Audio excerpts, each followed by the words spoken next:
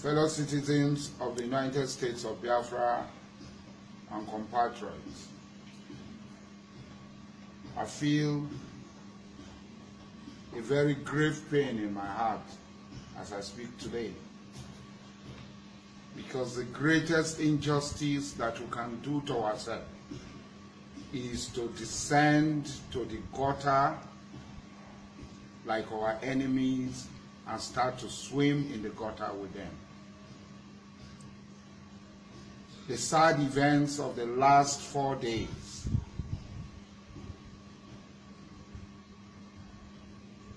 is negatively impacting on us as a people, because that is not what we have. Our rule of engagement in warfare does not allow us to kill old women, old men, children, and women and non-combatants. As an Ijaw man who had been in the front, who had fought, who had engaged the invaders in several pitched battles,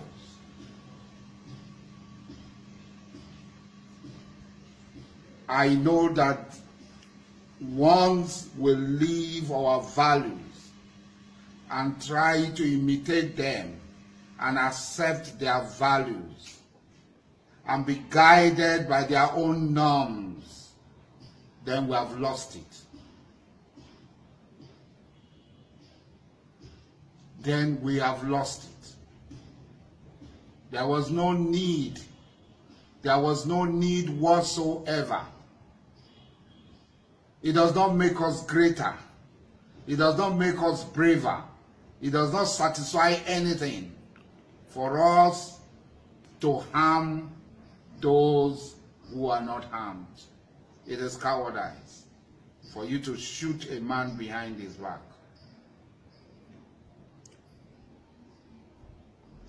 That is the hallmark of the Nigerian military, that they descend on hapless people, people who are not harmed. They rape women.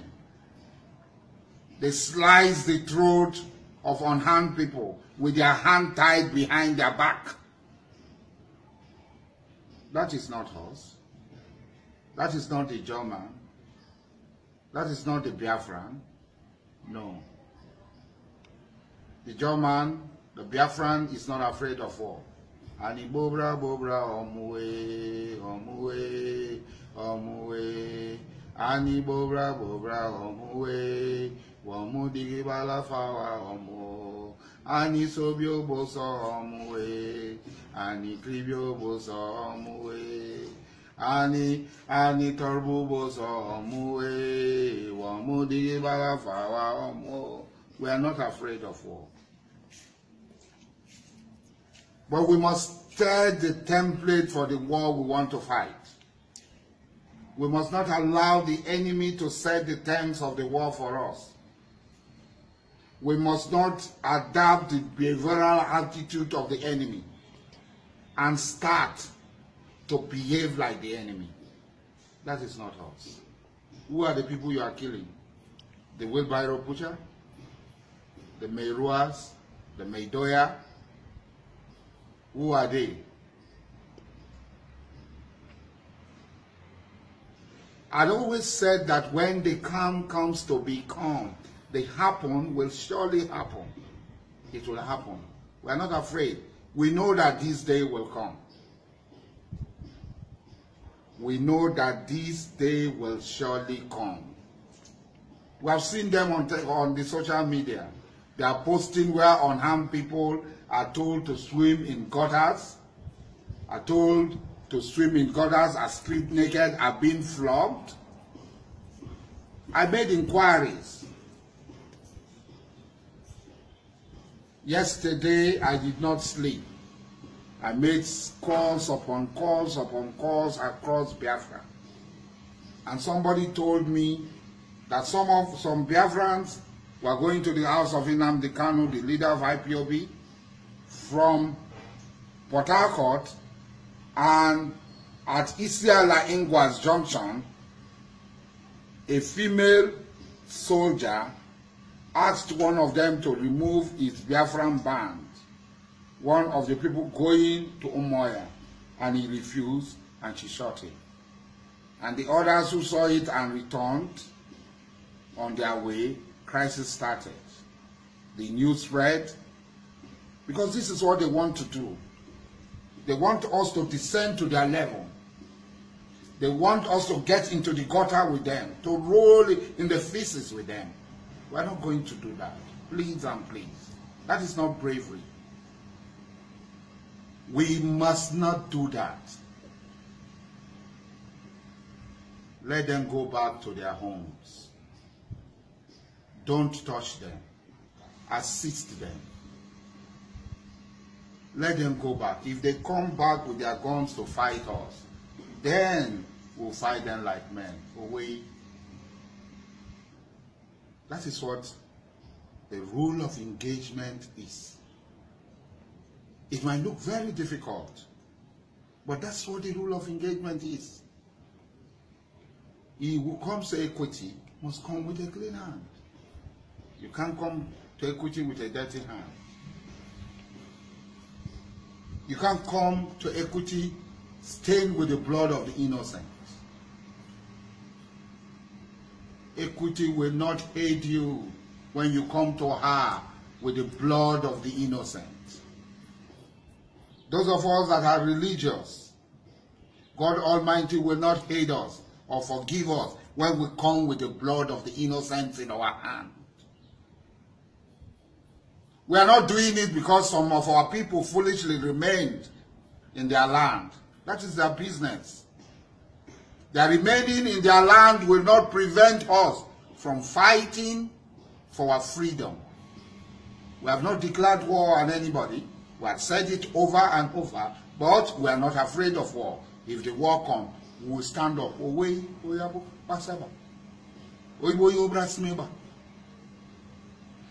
There's no doubt about it. But you are not a man when you take a knife to kill a girl, a small girl, selling orange because she's from there. No. That is not our rule of engagement in war. That is against all that we stand for. As an Ijoma, you will understand me when I say this. Because the spiritual essence that protects the Ijaw nation and all our combatants will not protect you when you do that. When you take the life of a non-combatant. When you poison a pond, a fish pond, or a well, the spiritual essence that the Ijaw people believe that guide them will not. Which is also Biafra, because I'm an Ijaw man, and as a Biafran, I want to fight. I must be guided by this law not to poison the pond where people drink from, the well where people drink from, not to kill pregnant women, not to kill babies, not to kill girls, not to kill old men and women, and not to kill non-combatants. It might sound very difficult. I'm continuing to repeat it because it's a burden in my heart. I have survived up till today. Death has always been my companion. But I have survived up till today because I keep strictly to the laws of engagement, the rules of engagement of our wars. Please, let them not do us this irreparable harm that will descend to their level and become them. No, not because of what the world will say, not because of what anybody will say, no, but because of our conscience, because of our rules, that will kill a man who did not have the opportunity to defend himself. That is not bravery, that is cowardice. And that is un-Biafra-like. I call you because I will stand with you. Those of you who know me as an Ijaw man, as IYC president, you know me.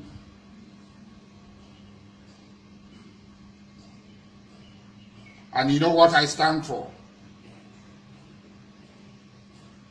But I've never stood for killing an unarmed man, an unarmed woman, not to talk of babies and pregnant women. If they want to leave our land, we should escort them to the parks, put them in their vehicles, give them their property, if they have any. Let them leave our land. Let us not kill them. Not because they have been reprisal. Whether in 1966, in 1967, all the time they've been killing our people, we did not kill them before they kill us. So let nobody say that they want to do reprisal action. We did not have them before they placed a death sentence on us by October 1st. We did not have them. We did not commit any crime. Let nobody commit any crime against ourselves. We hold life very dear. They don't have anything to do with life. They don't hold life very dear because they are born and sent to the streets to beg, to fend for themselves on the street. They live a brutish life life of survival of the fittest. Say they don't give a damn if they kill people, if they slice open the belly of a pregnant woman, if they burn people in their houses, they don't give a damn. But we do. That is not part of us. It should never be part of us.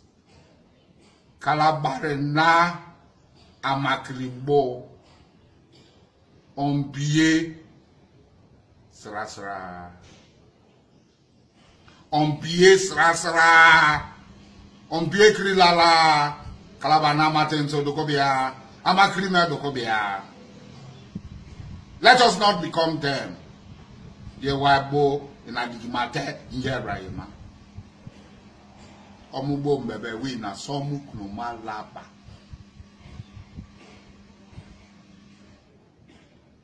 Omubo mbebe wina somu knuma laba. It is so sad. I've not been happy. Because this is not us. It's definitely not it. It can't be us. We can't be like that. We can't be them. We can't be them.